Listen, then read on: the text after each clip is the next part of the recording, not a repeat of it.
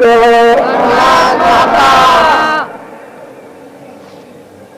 जय गुरुदेव नाम किसका, जय गुरुदेव नाम किसका।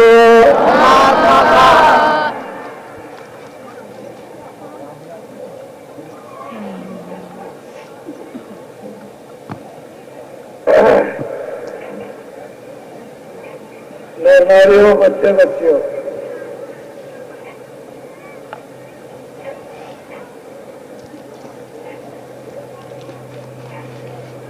ये सारा जो कुछ भी ये तमाशा देखते हो इस जगत का, दुख और सुख का, अमीरी और गरीबी,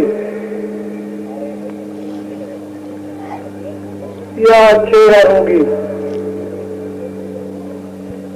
ये सब अपने अपने कर्मों का भोग है।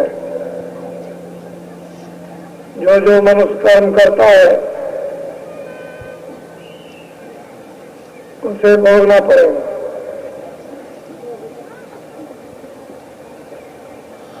कर्मों से सभी पीड़ा होती है, कर्मों से सुख मिलता है, अच्छे कर्मों से सुख और बुरे कर्मों से पीड़ा। अच्छे बुरे की पहचान वो महात्मा बताएंगे जिनके आज मंदिर बने हुए हैं। अच्छे बुरे की पहचान वही जानते हैं, बाकी और लोग कभी कम और कभी ज्यादा अच्छा बुरा करते हैं।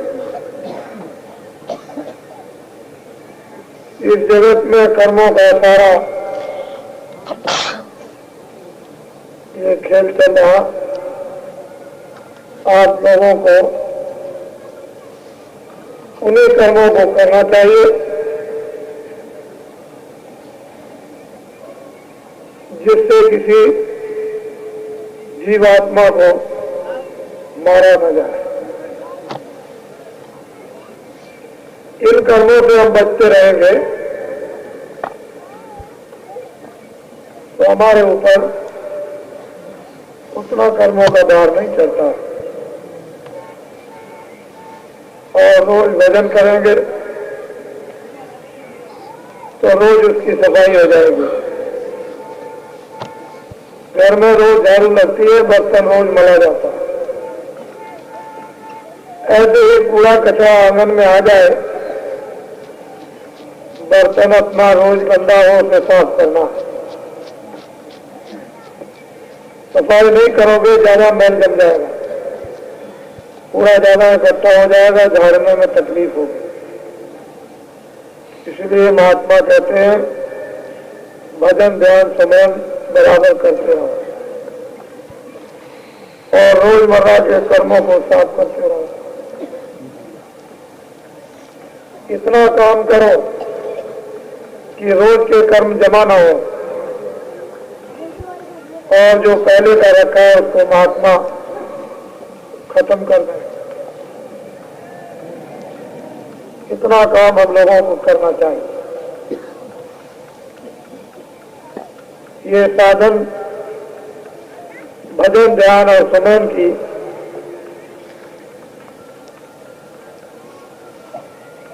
जो अमूलक विधि है उसे उसी तरह से करना चाहिए जैसे बताया जाए,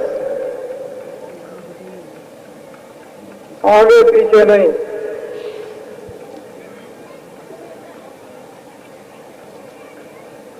जब हम लोग इस विधि को भूल जाते हैं तो मन में वो उमंग हर्ष और आनंद नहीं रहता, क्योंकि अभी शुरू किया है। जब पक जाते हैं, सिद्ध हो जाते हैं, फिर परेशानी कुछ नहीं।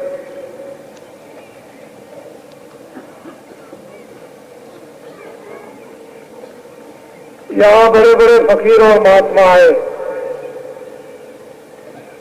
और यहाँ बड़े बड़े जालिम आए।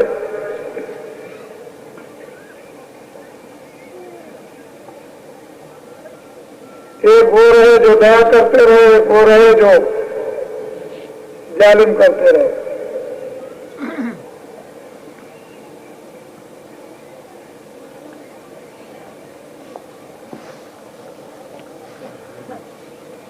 एक चढ़े सिंहासन, एक बांधे जा जजीर।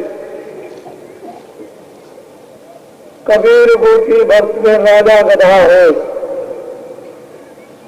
माटी डारे कुम्हार की घास न डारे को। मट्टी कुम्हार की दिन भर डालेगा घास में, रात को पैर बांध के छोड़ देगा। तो बड़े बड़े लोग आए, एक सिंहासन पर चढ़े, एक जंजीरों से बांधे गए।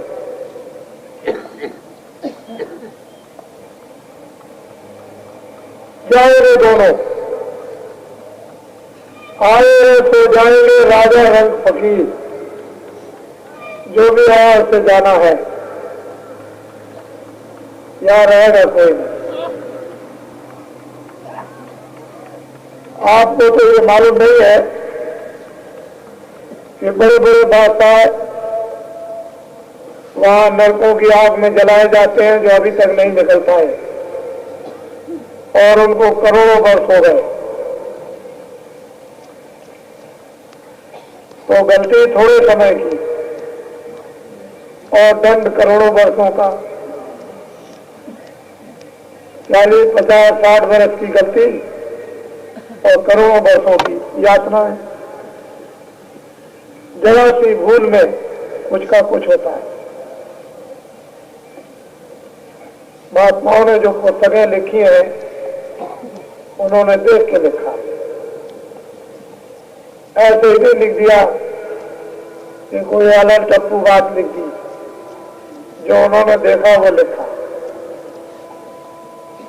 हम लोग महात्माओं की उन पुस्तकों को समझ नहीं पाते हैं जिसमें वो राज लिखा हुआ।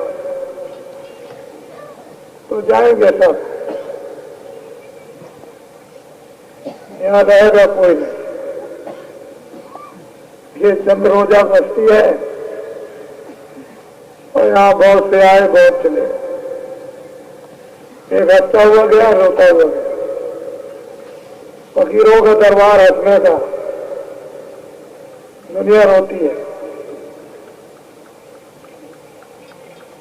और भक्त मालिक की याद कर खुश होते हैं। दुनिया भोगी है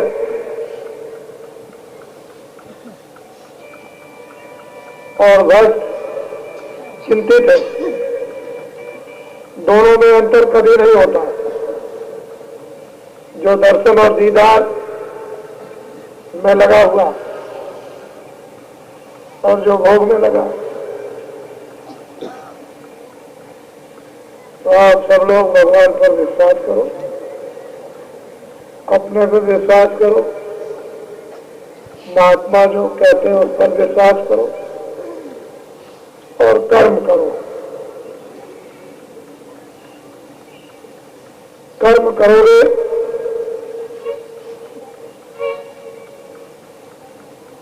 तो वो आपका एक पुरुषार्थ है, शरीर रक्षा का। उस पुरुषार्थ कर्म को करो जिससे शरीर की रक्षा हो, और बदल करो जिससे आत्मा की रक्षा हो। ये दो काम जो हमको बताए गए हैं, उसे पूरा पूरा करना चाहिए। तो आज थोड़ा सा एक मन का और सूरत का संवाद आज सुनाया जाए। जब ये दोनों भोगों में फंस गए, कमजोर हो गए, इंद्रियों के भोगों को छोड़ते रहे, काम, क्रोध, लोभ, मोह, अहंकार, इन अनेक विषयों में लिप्त हो गए, तो इनके पास में कोई बल पहुंच नहीं रहा। तो इन दोनों के दोनों अब तो जाएंगे नरकों को, इनको कोई बचाएगा नहीं, महात्मा मिलते नहीं है जो इनको बताए। तो सूरत और मन ये दो संवाद है। जब ऊपर से सूरत सतलोक से भेजी गई तो पहले तो अकेली आई और त्रिकुटी स्थान पर आकर के मन का साथ कर दिया। बहुत दिनों तक दोनों आए, मित्र रहे। बाद में मन इंद्रियों के भोगों में फंस गया और सूरत जीवात्मा ने इसको सलाह दी कि यह अच्छा काम नहीं है, तो इसकी दुश्मनी हो गई। अब दोस्ती टूट गई। एक ही मकान पर दोनों रहते हैं, एक ही जगह रहते हैं, लेकिन दोनों कट्टर शत्रु हैं। तो उन दोनों शत्रुओं की बात को जरा ध्यान से सुनो। मनवे माल वचन एक मेरा। सूरत जीवात्मा कहती है, मन तुम मेरी बात को मान लो, नहीं तो तुमको हमको बहुत कष्ट उठाने होंगे। 4 खानों 84 लक्ष योनियों कारागारों का बड़ा लंबा चक्कर है। नरकों की आग बड़ी दुखदाई है। इसलिए अब की बार इस मनुष्य शरीर में मरने के पहले तुम मेरी बात को एक मान लो। एक बात, दो नहीं, एक बात मान लो। मान रहे? मैं तेरी दासी जन्म जन्म की, तू स्वामी मेरा। और वो सूरत कहती है मन से कि देखो भाई मन, हम तो एक ही जगह रहते हैं। मैं बहुत दिनों से तुम्हारी दासी हो गई और तुम मेरे स्वामी हो, लेकिन ये सब कुछ होते हुए एक बात मान लो, क्योंकि मैं तो दासी और तुम स्वामी। तो सेवा करते करते बहुत दिन हो गए, तो कभी सेवक की एक बात मानना भी चाहिए। कोई राजा हो, कोई अमीर हो, कोई बड़ा हो, जब घर में कोई काम करता है 24 घंटे सेवा का, तो कभी न कभी घर का मालिक सेवक की एक बात मानता है। तो सूरत कहती है, मन मेरी एक बात मान लो, क्योंकि मैं तो तुम्हारी दासी, तुम जो चाहोगे वो मुझसे कराओगे, मुझे करना पड़ेगा। एक बात मेरी मान लो। हाँ, तीन लोक का नाथ कावे, तीन देव तेरा तेरा। और सूरत कहती है, मन तुम 3 लोक के नाथ हो, मालिक हो, स्वामी हो, और 3 देवता ब्रह्मा विष्णु महादेव तुम्हारे अधीन। तुम जो चाहो हुक्म कर दो, कभी नहीं टाल सकते। तुम्हारी इतनी बड़ी महिमा है कि 3 लोक के मालिक हो, स्वामी हो, ब्रह्मा विष्णु महादेव तीनों देवता ये तुम्हारे हुक्म में चलते हैं। ऐसी तुम्हारी महिमा मैंने उन महात्माओं से, संतों से सुनी। इसलिए मैं तुमसे निहोरा प्रार्थना करती हूँ कि मैं तुम्हारी दासी हूँ, तो एक बात तुम मेरा कहना मान। तुमने सब पर हो कम चलावे, जति सती सब गे। बड़े बड़े जतियों सतियों को घेरा, ऋषि मुनियों पर हुक्म रहा। हे मन, तुम्हारे हुक्म को किसी ने टाला नहीं। एक नदी के किनारे बड़े रहकर महात्मा रहा करते थे, बहुत है करते, वो किसी को कुछ नहीं समझते थे।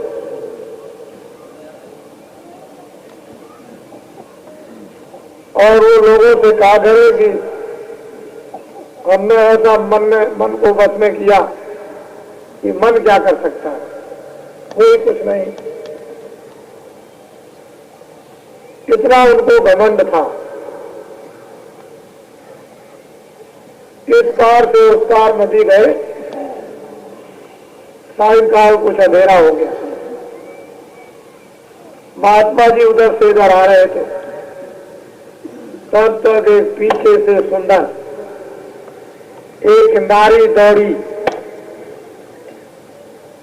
बचाइए बचाइए बचाइए, मुझे ये मारने के लिए आ रहा है, घेरे ले रहा, पकड़े ले रहा और गिर जाए। और सुंदर बहुत।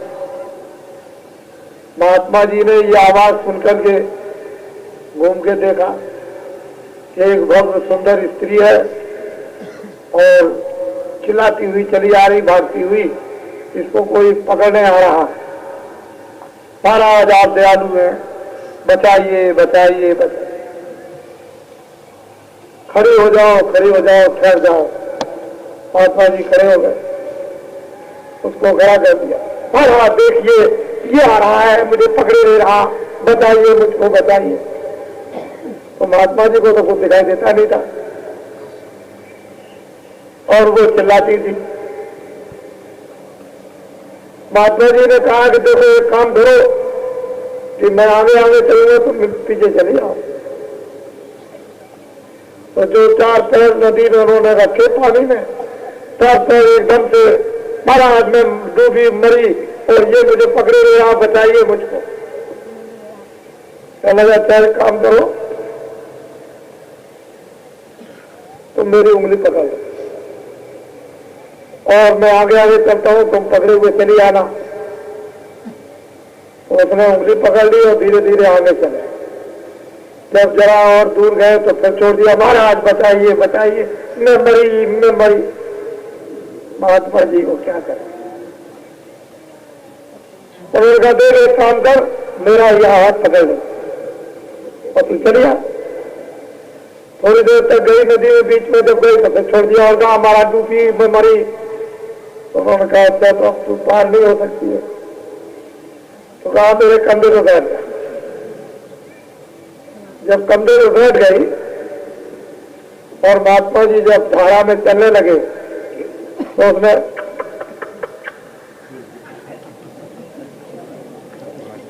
कहा कि तेरे ऐसे हैकड़ों को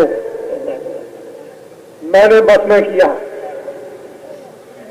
तुझे इतना घमंड था तो घोड़े की लगाम की तरह से उसके ऊपर सवारी ले ली और चल आगे।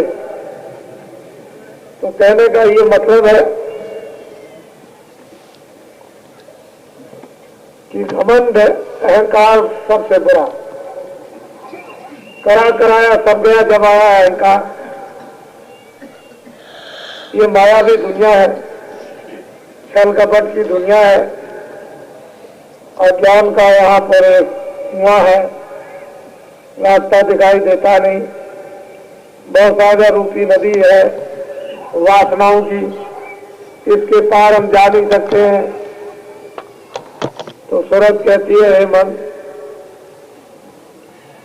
तुम मेरा ये कहना मान लो, क्योंकि मैं तो तुम्हारी दासी हूं।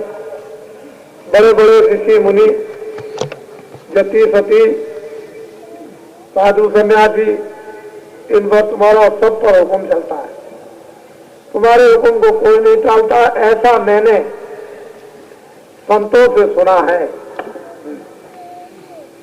तेरे बस सुना नर और जोगी, कोई तेरा हो कोई न तेरा। बड़े बड़े सिद्ध जोगी न तेरे हुक्म को कोई टाल नहीं सकते, ये मन तुम्हारी ये महिमा है। तुम तो ये थे, लेकिन इंद्रियों के दरवाजों पर बैठ करके तुम भी मार खा रहे हो और मैं भी मार खा रही हूं। लेकिन तुम्हारा तो ये रूप था, तुम भी गलीज में फंसे और हम भी, तुम्हारे ऊपर भी मुसीबत, मेरे ऊपर भी मुसीबत। हाँ, जिस चाहे जगत फसाए और चाहे तो करे न दे। जीवात्मा कहते हैं मन तुम जिसको चाहो उसको पार उतार दो और जिसको चाहो उसको फंसा के रखो। यह है तुम्हारी महिमा। इसलिए मैं तुमसे प्रार्थना करती हूँ कि मुझ दासी का एक कहना मान लो। बोलो। ऐसी महिमा सुनी तुम्हारी, ताते तुम पे करूँ इसलिए मैं प्रार्थना बार बार करती हूँ कि तुम मेरी बात को मान लोगे। ये हमारी प्रार्थना है। लेकिन अगर किसी को समझाया जाए धीरे धीरे धीरे धीरे दीनता में तो बात समझ में आ जाती है। अब उसको बता रही है कि तुम ऐसे थे, तुम बड़े थे, तुम 3 लोग के मालिक थे, तुम्हारा हुक्म सब पर था और तुम्हारे हुक्म को कोई नहीं टालता था। ये सब विधि विधान के साथ जीवात्मा ने मन के लिए कहा, बताया। तब मन में कुछ आया हो तो मैं तो ये था, ये तो बिल्कुल सत्य कह रही है। हाँ। इस तन नगरी सोच देश में क्यों कैदी हुए पड़े अंधेरा। तन नगरी, तन कहते हैं मनुष्य शरीर को। तन नगरी ये तुच्छ देश, परिवर्तनशील देश, मृतलोक, आज कल नहीं है। अभी बैठे दिखाई देते हैं, समय पूरा हो गया तो 1 मिनट के अंदर किराए के मकान से सिपाही बाहर निकालने और तत्काल कमरा डाल करके दफना और जला दिया जाएगा। 1 मिनट के अंदर खेल खत्म, कुछ नहीं। तो तन नगरी ये मनुष्य शरीर और ये तुच्छ देश, ये तो अपूर्ण है, पूर्ण तो है नहीं।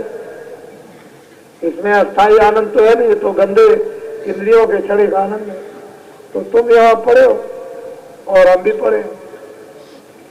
कैसे पढ़े हो? कैदी होकर। न तुम झूठ सकते हो ना मैं।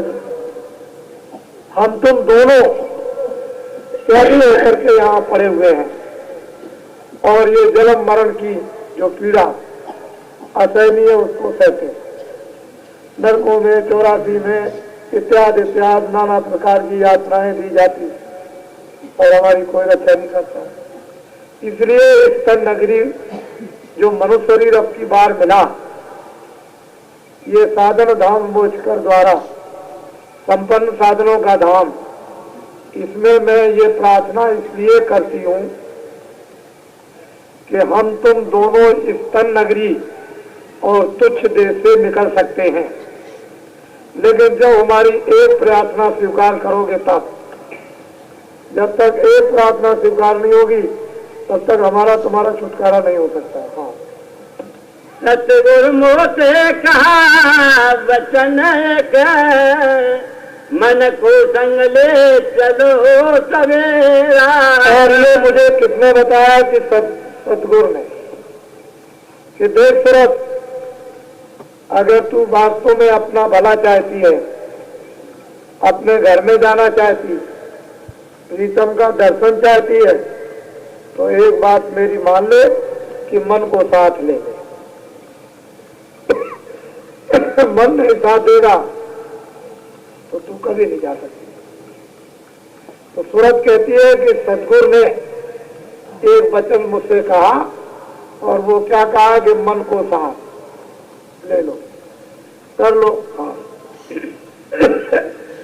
ताते तुम पे करूं बीनती, चलो गगन क्यों करो रे।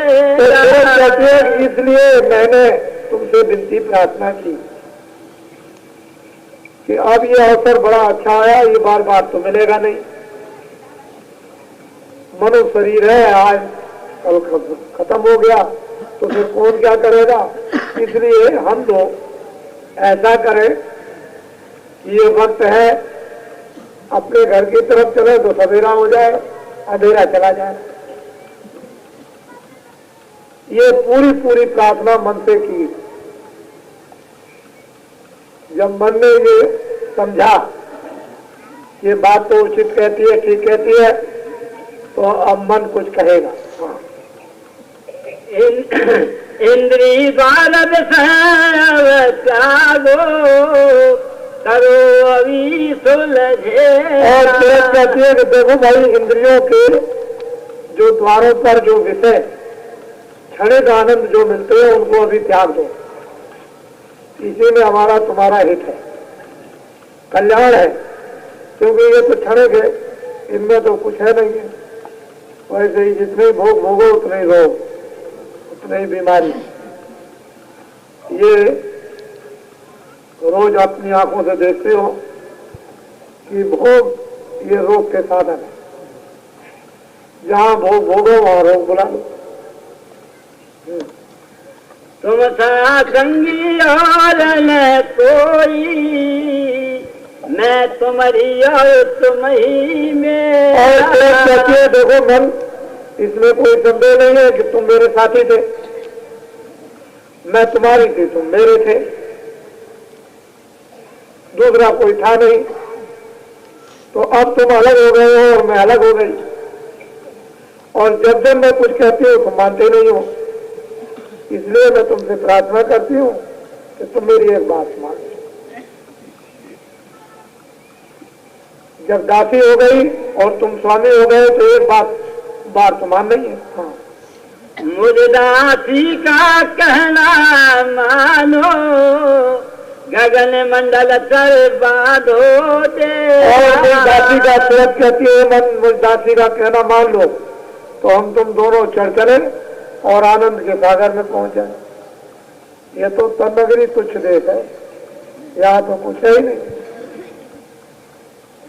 पैदा होने में रो, बढ़ने में रो, फिर काम करने में रो, खाने पीने में रो, तब तक बुढ़े हो जाओ, जब जाने लगो तो रो नहीं रोना। तो कहते हैं कि अब तो कम से कम कुछ सोच लो। हाँ। जैसे थे तैसे फिर हुई है, क्यों दुख सुख या कहो। और जैसे तुम थे 3 लोग के मालिक, ऋषियों मुनियों पर, जति सती साधु सन्यासी, सब पर तुम्हारा हुक्म था। ब्रह्मा विष्णु महादेव, तुम्हारे हुक्म को कोई नहीं टालता था। तुम वहीं पहुंच जाओगे अपनी उसी गति पर, सबके ऊपर तुम्हारा हुक्म हो जाएगा, तुम शासन करोगे। और अभी तन्नगरी तुच्छ देश में ये मार खा रहे, तुम भी मार खाते हो, मैं भी खाता। कर्मों के बंधन में, इंद्रियों के क्षणिक भोगों में गंदगी को लाते हो, फिर तुमको भी ज्यादा अंदर में, और 84 कारागारों की तुमको भी सजा भोगनी। इसलिए अब की बार ये काम करो मिलकर। बोलो। सतगुरु पूरे भेद बताया, मन को संग ले कर घर फेरा। सूरत कहती है मन, सतगुरु पूरे ने ये मुझको बताया कि सूरत अगर तुम मन को साथ ले लो तो अपने घर वापस लौट चलेगी। जब तक मन तेरा साथ नहीं देगा, तेरा दोस्त है, तब तक तू घर नहीं जा सकती। अब ये चेतना मन में आई, और वो अभी देखो मन क्या कहता है। हाँ। मैं हूँ सूरत पड़ी बस तेरे, बिन तुम मदद शब्द नहीं है। और मैं सूरत हूँ, तुम्हारे बस हूँ, तुम्हारे पास पड़ी हूँ। मैं सूरत हूँ, तुम्हारे बस पड़ी हूँ। तुम्हारी बगैर मदद के मुझे नाम की निशानी शब्द की जरा भी नहीं मिलेगी। मदद कर दो तो निशानी मिल जाए। इतनी दीन होकर के वो अपने मन को समझा रही साथी को। हाँ। जो यह कहना मानो मेरी, तो 84 करे बसेरा। मन, अगर तुमने अपनी बार इस मनुष्य रूपी मकान में मरने के पहले मेरा कहना नहीं माना, तो हमको दोनों को 84 का बात करना होगा। बच नहीं सकते हो। इतना लंबा चौड़ा 84 का बात है कि वहां से फिर ये निकलने का कोई रास्ता नहीं। इसलिए अब की बार तुम मान लो, और एक बात मान लो। हाँ। अब तुम दया करो मेरे ऊपर, तो धुन बिनती को जो धुन ने कहती है मन, तुम मेरे ऊपर अब की बार दया कर दो, जरा सा तुम अपना सहयोग दे दो। तो सोहर जो अंदर में धुन हो रही है, वेद वाणी, आकाश वाणी, अरहत वाणी, उसको जल्दी से सोने और पकाई। तुमको भी ताकत मिल जाए, हमको भी मिल जाए, तुमको भी आनंद आ जाए, तुमको भी होश आ जाए, हमको भी होश आ जाए, तुम्हारी हमारी दोनों की गंदगी दूर हो जाए। जरा सी मदद कर दो। हाँ, हम तुम दोनों चले अधर में, जाकर बसे पहाड़ सुने। हम और तुम दोनों आकाश मंडल में, ब्रह्मांड मंडल में चढ़े। उधर तो कोई सुबह शाम अंधेरा है नहीं, ना वहाँ सुबह होती है ना शाम होती है। ऐसी लाइट पावर हाउस की कोई जरूरत वहाँ है ही नहीं। वो तो वैसे ही रोशन खाना, बड़े बड़े ब्रह्मांड जिनमें न मालूम कितने सूरज और चांदों का प्रकाश, जो कहने में नहीं आता। हम तुम दोनों चले और चले गगन में, उधर का आनंद लें तो छुटकारा हो जाए। फिर सूरत क्या कहती है उसको सुने। हाँ, तुम महारहना राज कमाला। तो कहती है कि तुम तो चलना गगन मंडल में, अपना राज स्थान पर बैठ जाना, तखत पर, और 3 लोग से तुम बैठ करके शासन चलाना, अपना हुक्म चलाना। और मैं पहुंचू सतगुरु देसा, मैं अपने घर में पहुंच जाऊं, तुम अपनी जगह पर पहुंच जाओ, मैं अपने घर में, अपने लोक में, अपने प्रीतम के पास पहुंच जाऊं।